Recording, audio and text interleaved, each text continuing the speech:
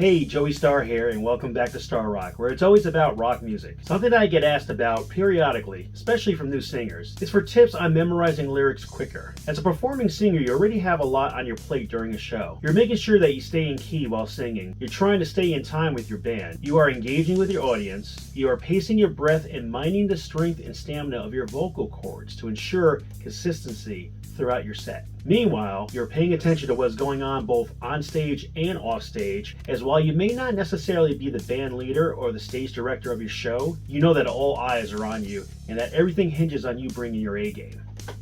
No pressure at all. So as if coordinating all that doesn't make it challenging enough for you to get into your zone, you also have to remember the lyrics, or at least get them close enough to where it isn't noticeable if you're rearranging a couple of words and trying to pass it off as creative license. This is another topic, much like my video on preparing for rehearsal, where there are several, often contradicting schools of thought on how to do this, when to do it, or whether it even matters. And like before, there isn't really a wrong way as long as you remain reliable to your bandmates and are giving your audience your best performance. So again, this is what works best for me, and for the sake of my own sanity and to keep this video under 3 hours long, I will just answer the question that was asked of me and not even acknowledge those other ideas. Now, how many of you just glanced down at the bottom right of your screen to see how long this video is? This is only about establishing a baseline routine for better lyric recall if you decide that you need it. And I don't need to know either way if this applies to you or not. If it does, awesome. If it doesn't, then I hope you still find some entertainment value from all this. I know that I will. Alright, so I'm singing for a band and one of the other musicians presents a song by their favorite artist for us to learn and add to the set list. Let's assume that it's a song that either I never heard of in my life or have heard maybe once or twice out in public and really don't know anything about it, other than maybe the main hook of the song,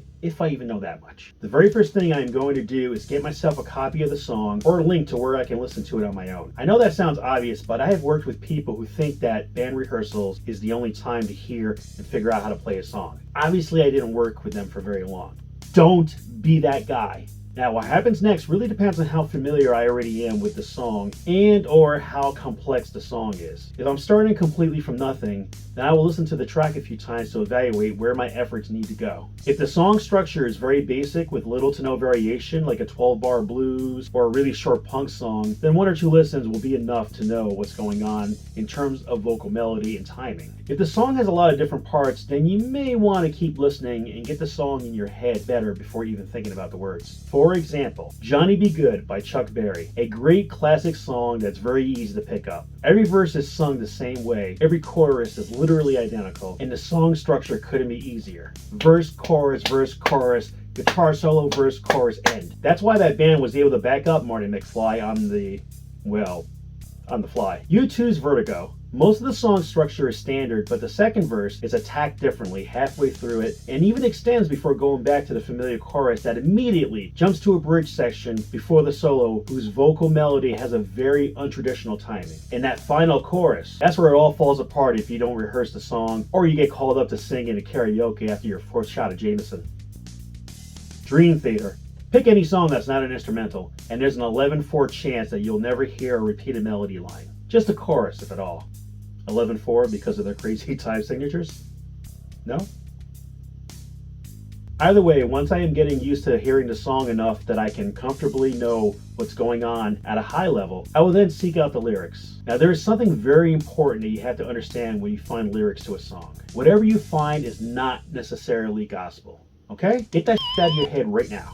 Most of what you're going to find out there is flawed. Not just because most of the lyric sites are user submitted, but even if you had the CD jacket or pulled up the artist's webpage, a lot of times that is wrong or incomplete too. No, seriously. Do you think that Joe Elliott personally reviewed the final draft of the Hysteria CD jacket for lyrical accuracy? No. Some underpaid designer who didn't give a about what the words are to pour sugar on me threw it together and sent it to press in a hurry because she had 50 other ones to complete that week. Lyrics found on the interwebs are the singer's equivalent of downloading guitar tablature. It's okay for an overview of what's going on in the song, but you need to run what you find through a reality check. This is true even if you plan to use a music stand on stage with your lyrics. You don't want to get caught up there with not enough or too many words for a verse, missing, or extra sections. Trust me, it happens. I like to piece the lyrics I have into a pre-formatted word template for these next steps, as it allows me to make all the necessary edits to help. First, I will listen to the song while reading the lyrics without making any changes or notes. I don't even want to think about what's right or wrong. I just want to follow the song with the words to see how it all goes together, just as I might while watching a lyric video on YouTube. You'd be surprised how much more you notice following those lyrics this way the first go around without bogging down your brain with trying to fix it. Next, if by chance I notice anything huge or blatant like a whole extra section at the end, or that the verses were switched around, I would just correct that in a document before the next listen. Otherwise, it's time to listen and follow this again, but this time I will confirm the words. This is not the stage where I'll go through with a fine-tooth comb, but rather just make sure that it's structurally consistent. I will even strategically separate the verses, bridges, choruses, and any other sections so that it's easier to follow. This is also where I make note of the important non-lyrical information, such as how many measures are played in between sections, where the guitar solos are, and any special parts to listen for as a cue to sing. This is also important because the words won't help you much if you don't know when to sing those words. Back when I was a bass player, I was in a band with a singer who would constantly come in at the wrong time on songs. It was frustrating at rehearsals and embarrassing at shows. You feel me? The next few comb throughs are about making sure that what you have matches what you're listening to. Bear in mind that while your band may come up with its own interpretation of a song, you have to actually learn how to perform it the right way before you start rearranging things. After all, you cannot build a better mousetrap if you can't even build one in the first place. I'm also making little notations for myself to remember things like special pronunciations, when the timing of words change, holding notes, and where to use vibrato. There's two reasons why I put this kind of effort into cleaning up and hashing out the lyrics. The first is that I want to have a good lyric sheet to work from, both when I'm practicing the song at home and at rehearsal before I've mastered the song. The second reason is that you will have a harder time remembering the words when you sing it if you're still stumbling with the time and phrasing. Of course, there are other benefits, such as breaking bad habits in the song before they happen, and getting a good understanding on the structure of your vocal melody. When you have a firm grasp on how your syllables line up to the beat and measures of your song, it's easier to remember how those words play into the timing, which in turn will help reinforce your recall as you've already studying these words as you go. Once you have a good handle on what and how the lyrics should be, it's time to work on committing it to memory. By now, you should either know the song well enough to know how it should ultimately sound without replaying the track, or at the very least be able to sing the song along to the track with the lyrics in front of you with very little error. If this is not the case, please review your lyrics and notes and do what you have to do to make sure that everything you need to know is on that sheet. This is essential because now you will be drilling this information into your head, and you don't want to drill information that you're unsure of. That's how you lose confidence and make mistakes. For remembering the specific words to a song, I like starting with a couple of basic approaches. If it's a fairly easy song with a simple structure like Johnny Be Good, I will use an old trick that I learned in high school, which is to write out the lyrics by hand a few times. While I'm writing them, I'm envisioning the words being sung in my head, or I may even say or sing the words as I'm writing them out. After the second or third time of copying them from my lyric sheet or screen on the paper, I will try to write them out without looking at the sheet to see what I can remember, only looking when I am stuck on a word or phrase. If I find that I'm getting stuck on the same section each time, but everything else comes easy, then I will focus on and write just that section out over and over until I get it. If the song has a lot more going on lyrically, I may break it up into smaller pieces to digest, usually starting with some parts that repeat throughout the song, like choruses or any bridges that are the same each time. Doing this will put you in a position where the song is already half memorized or better. Knowing that you're more than halfway done with a song eases the pressure and will allow your mind to no longer try so hard to hold on to those sections, making it easier to digest and retain the information that remains. Kind of like a mental divide and conquer. At this point, I will just keep drilling until I can write it all out or envision it all in my mind. Now comes the fun part. It's really easy to know the answers from Jeopardy when you're watching it from home, but when you're put on the spot and need to spit it out in time, that's another story. The same applies here. So now it's time to sing along to the track without the lyric sheet in front of you. You already proved that you can pull it off with your crutch a couple of steps ago, pun intended. Now it's time to let go. You should be to the point now where if you make a mistake in the moment, you will remember what you should have said and probably kick yourself for messing that up. Usually that will be because you have just a tiny bit of memorization left to go, but sometimes it's because you remember the words in context of that section, but somehow you jump to the wrong section. That's a lot easier to do by mistake than you might think, especially with verses that tend to have the same melody line with different words. This is where experience and insight comes to play. One thing that I've learned to do at some point after shifting to strictly singing is to try to understand the lyrics as much as you can. Figure out the mood that the singer is conveying, interpret the message that was written into the song, and understand the the sequence of thoughts and or events outlined in the lyrics, because not only will it help you remember the order of what is being said, but it'll also help you access the emotion needed to feel and really sing the song as a performer, and not just carry the words in key without any heart. Your listeners will hear the difference. More often than not, especially in mainstream music, there is some kind of story or moment that the song represents. Once you've gotten that, it's easier to remember that the first verse is about how they met on summer vacation at the beach, and that the final verses are about how they went their separate ways but are still thinking about each other. Tell you more? Tell you more? Sure. Learning this sequence not only helps with remembering the words and when to apply each section, but if you get lost in the moment because you did accidentally sing the wrong part in the middle of the song, or maybe your lead guitarist just ripped the audience a new one with his blazing guitar solo and caught you off guard, it's a whole lot easier to find your way back to the right spot because you understand where you're going and how to get there, even without that roadmap loaded onto your tablet screen. One last tactic.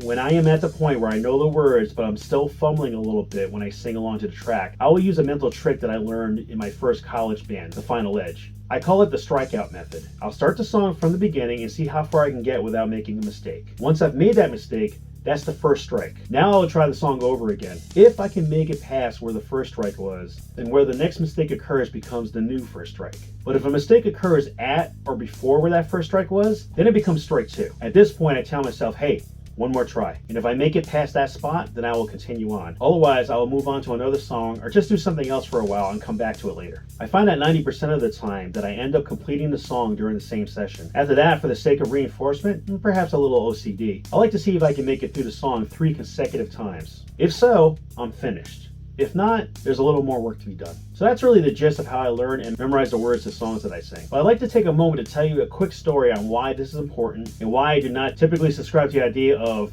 just bring the lyrics with you. I was once in this thrash metal cover band called Corroded Roots as its lead singer, and after nailing the audition, they told me about a gig that they had already booked in Spring Valley, taking place about 2 weeks later. We were opening for a Black Sabbath tribute band who I will not name, and were given a large enough time slot that I had to fully learn about 25 songs to prepare. Now, in the band's defense, they really didn't put any pressure on me in terms of using lyric sheets or even having the songs perfect, but I was already far enough along in my career where I felt the need to maintain a certain level of quality for my reputation as a frontman. For the next couple of weeks, whenever I wasn't at work or at band practice, I was drilling lyrics using a lot of the techniques I had just described. In fact, preparing for that show is how I came up with a lot of these tactics. I'm not gonna lie to you, I was cutting it very close. How close, you might ask? So close that I was literally still working on lyrics for the last 2 songs on the drive up to the gig. For a little added pressure, the rhythm guitar player's wife, who was always a sweetheart, warned me about 20 minutes before the show that I better not screw up her favorite song in our set list, which was Motor Breath by Metallica.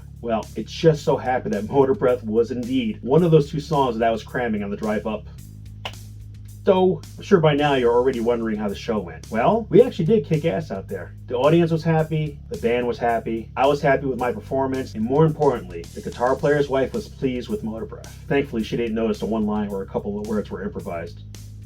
But here's where the story really becomes relevant. The headlining band went on, and I feel like they played rather well, and of course, their set list was amazing. They were covering Sabbath, duh. But one noticeable detail was that the singer used a music stand holding an entire folder of his lyrics, and while his vocal ability was not in question, he pretty much remained behind the music stand, staring down at his lyric sheets the entire time that he was singing. Now, that's not a criticism from me. I did enjoy their set and appreciated the songs that they played. After all, the Dead, Black Sabbath is one of my biggest influences. During our set, because I was not tethered to my music stand, not only did it free me up to focus on singing with all my heart, but I was also better able to engage with the crowd. I was able to make eye contact with people, walk out to them, stand and walk on top of tables, move my body to the music, and again, most importantly, effectively improvise that one line in Motor Breath that I was having trouble with, well enough that even the biggest fan of that song in the room did not notice. Of course, that was just my view of how the show went, but while I was with the crowd enjoying the show with them, drinking and eating and mingling with them, I had many different people come up to tell me how much they enjoyed our set, and more than a couple of these people mentioned how they appreciated that I did not need lyric sheets and was able to engage with the audience. As much as many of them preferred Black Sabbath's music to what we played, they kept circling back to the fact that they never saw that singer's eyes or experienced what they were expecting from the show. Now, I know and have seen plenty of artists who do use lyric sheets on stage without any loss of audience engagement or hindrance to their delivery. delivery. But in this particular case, I think that because he was relying so heavily on his lyric sheets, that he was not giving the crowd his best performance. In my own head, I was silently justifying his choices, thinking that maybe, like me, he had very little time to prepare for the show. I found out later that night that he and the rest of the band had been preparing for that show for over 3 months. Again, no judgment from me, but to an audience, perception is reality. And the perception in that crowd was that he was not the master of reality. Now that pun was totally intended. Please don't unsubscribe. Thank you so much for watching Starr Rock. Be sure to like, share, subscribe, and stalk. Laters.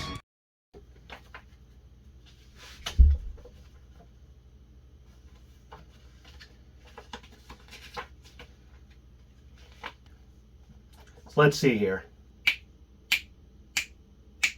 Cool sombrero hombre, ooh, take off your glove. Cool sombrero hombre, I'll give you a shove.